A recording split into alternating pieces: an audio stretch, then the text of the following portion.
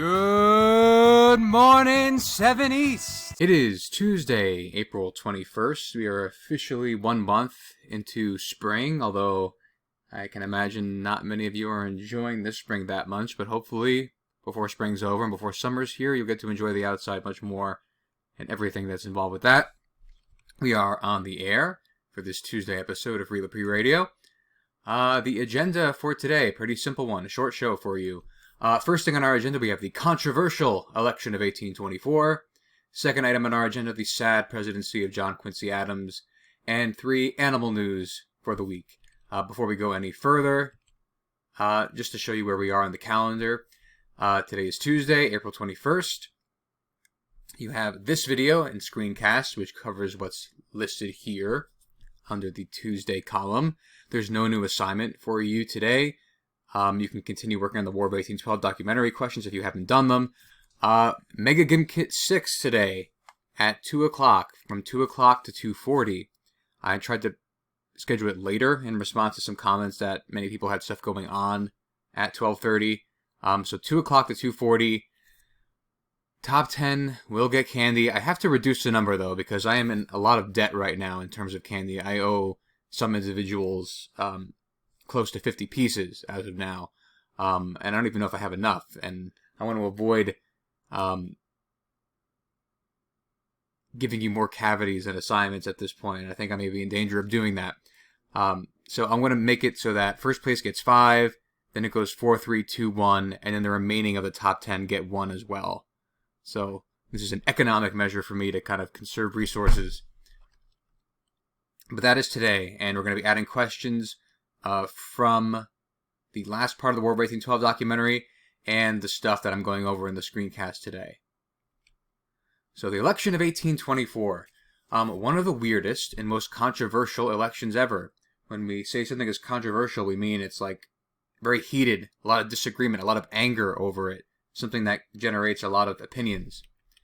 And let's look at why that was. We may never see an election quite like this again, or maybe we will. You never know. So the election of 1824, at this point, the Federalist Party is pretty much extinct, and you have 4 individuals running for president. Very different compared to today, where you really only have 2 main candidates. But here you have Andrew Jackson, John Quincy Adams, the son of John Adams, William Crawford, Henry Clay. You can see their home states. And their main positions, remember, they're all pretty much in the Democratic-Republican camp, or they're at least kind of presenting themselves as like individual candidates with their own agenda. So their main positions here are Andrew Jackson's presenting himself as the champion of the common man. John Quincy Adams supports tariffs and spending on roads and canals to promote business. That's kind of like Clay's American system, who's also running for president. William Crawford supports states' rights. And in Kentucky, Henry Clay supports tariffs, spending on roads and canals to promote business, compromise between North and South. Him and John Quincy Adams have kind of the same platform. So how did this election turn out? Well, the popular vote, as you can see, Jackson won the popular vote, which, as we should know, doesn't really mean anything because the Electoral College decides. Well, let's look at the Electoral College vote. Jackson wins the electoral vote also. So who is the next president of the United States in the election of 1824? Drum roll, please. It is John Quincy Adams. That's right, John Quincy Adams is the winner. And the entire country's reaction to the results. Confusion, shock, just all around hysteria. People want to know what's going on. Well, let's look at what's going on. Andrew Jackson wins the popular vote, and he wins the Electoral College vote. But because there are so many candidates, he doesn't get over 50% for a clear majority. You need to have a majority to win the presidency of the electoral vote. He does not have the majority, even though he has the most votes, popular vote, and most electoral votes of any candidate. The fact that there's so many means that he can't get over 50% in either category. Now, asking you, for those playing at home, when no candidate wins a majority in the presidential election, when there is a tie as well, who decides who becomes president? You all should be shouting at your screen. The House of Representatives. The House of Representatives decides. Okay, so what does that mean? Well, what happened here was something that Andrew Jackson thinks was corrupt, and he believes it till his dying breath. if you look at how the vote plays out in the House of Representatives, Henry Clay took himself off the ballot. You might wonder why. He ran for president. Why is he just giving up? Well, the theory Jackson had was that Henry Clay gave his support to John Quincy Adams just so that Andrew Jackson would not win the presidency. Jackson also believed that John Quincy Adams promised Henry Clay a job in his administration, and Henry Clay eventually does become Secretary of State under John Quincy Adams, but this whole thing was called a corrupt bargain by Jackson. It was a conspiracy, he thought, to keep him out of the White House. And he was pretty much right about that. They did not want Andrew Jackson to become president.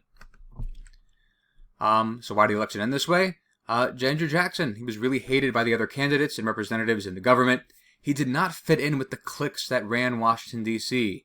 Jackson had a bad reputation amongst the politicians and upper classes. So let this haunt your dreams in a second. It's kind of like the plot of Mean Girls. He gets excluded from the cliques, and he gets kind of cast out. And since it is kind of like the plot of Mean Girls, I have my own film, Mean Guys. So it's the plot of Mean Girls, but with old guys. Let this horrible Photoshop haunt your dreams for the next few days or so until we have another horrible Photoshop that will haunt your dreams then. So Mean Guys, Andrew Jackson is kicked out of the club, out of the cliques that run Washington, D.C.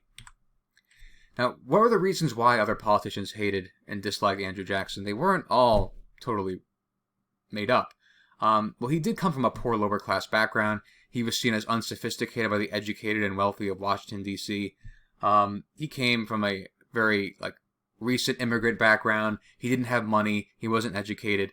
Remember, the early presidents like James Madison, Thomas Jefferson, George Washington, they were some of the richest people and most educated people in the country. And now we had someone coming from the common people who wanted to be president. A lot of people in Washington did not like that idea. He also had a really bad temper and an authoritarian personality, meaning he was very bossy. He was constantly ordering people around. He was nicknamed King Andrew when he eventually became president, and you can see the cartoon on the right. And this last part was probably one of the bigger things. He had literally killed people in several duels he had that occurred over insults to him, friends, and family. He even challenged and killed a guy in a duel for claiming he cheated on a bet. And this was something that was seen as barbaric now, that dueling was going out of style and being made illegal, where Alexander Hamilton gets killed in a duel. But he actually actively sought them out, and some people think he had dozens of duels in his lifetime. And the fact that he survived all of them gives you an idea of what kind of duelist this guy was. And also, we remember he had the military background, so a lot of people were afraid that he was going to act like a dictator if he became president. And here we have on the right the famous political cartoon making fun of him, calling him King Andrew I, dressed like a king. One of the criticisms of him as president was that he was very authoritarian and bossy, basically ordering people around, using his veto power too much, and trampling on the Constitution. We'll talk about more whether or not that criticism is deserved tomorrow and the day after that. So that is the controversial election of 1824. Now, there was a winner to this election, John Quincy Adams. Let's talk about his presidency. There isn't a lot to talk about, though. So the John Quincy Adams administration, remember he is the son of John Adams. The problems facing President Adams. Well, there's one big problem, and that is the breakup of the Democratic-Republican Party after the controversial election of 1824. It left many people angry. Remember, there's no other main political party at this point. The Federalists are extinct. Pretty much everyone is a Democratic-Republican, but this election actually splits the country once again into different factions. And because of that, I call John Quincy Adams having the most boring presidency in U.S. history. So because of how he was elected, he had a very hard time being president. Many people thought he didn't deserve to be in the White House in the first place. He lost the popular vote, he lost the electoral vote, and he won on a technicality and possibly a corrupt bargain between him and Henry Clay.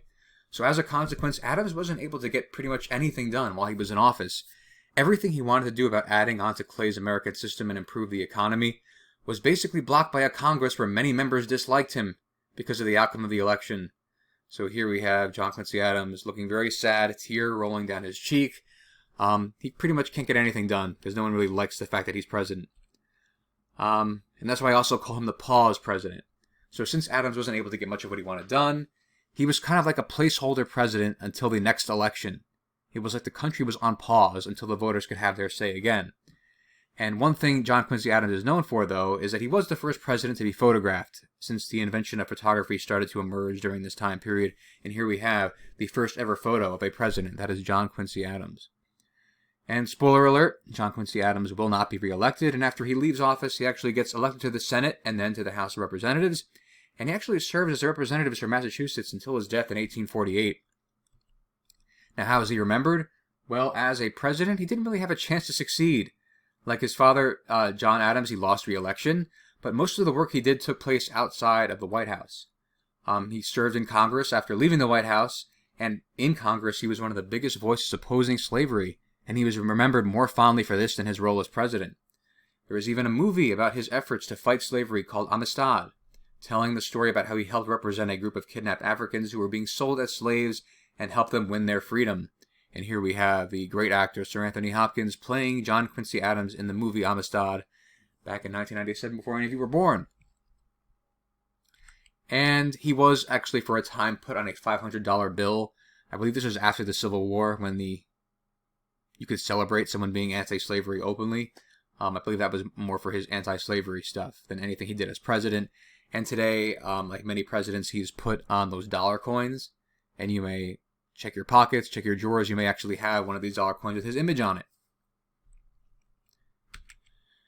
That is our content stuff for today. Now, time for item number 3 on our agenda. I changed the title of this from Criminal Animals to Animal News. I want to get some positivity in the animal community. So I don't want to focus just on animal crime, just animal news in general. I got 3 top stories for you in the animal kingdom, and here they go. A bird, a plane, it's a monkey flying a kite in this viral video. So in the footage, a monkey is seen pulling the string of a kite. I believe this is in India. And you can check out the video. It's a monkey keeping everyone's spirits, flying high as this kite or even higher during this quarantine by getting out some recreation, stuck inside, maybe fly a kite in a roof. Get inspiration from this monkey. I know I am. Story number 2. Leopard wanders inside hospital bathroom, later rescued. So there was a leopard wandered into a hospital bathroom, raising an alarm inside the premises, and they had to get the leopard out. I hope that leopard had a bathroom pass, otherwise that's a lunch detention. Horrible joke, I know. And story number 3. Friendly raccoon slips past dogs to snuggle with a 10-year-old Texas girl, mom says. So this girl, apparently she wakes up to find a raccoon sitting next to her in bed. Instead of screaming or crying, she actually ended up petting the wild animal. Apparently, the raccoon got through a doggy door in their house. I don't know if I would have been this calm, especially considering the rate of rabies infection that raccoons have. This is definitely a rocket raccoon move. So I'm very happy that this raccoon did not scratch or bite this girl. And it's glad to know that people are opening their homes during the quarantine to these wild and furry friends. That does it for today's show. It is the end of Tuesday. Be sure to come to the Gim Kit this afternoon if you plan on playing. And this is Mr. LEPRE signing off.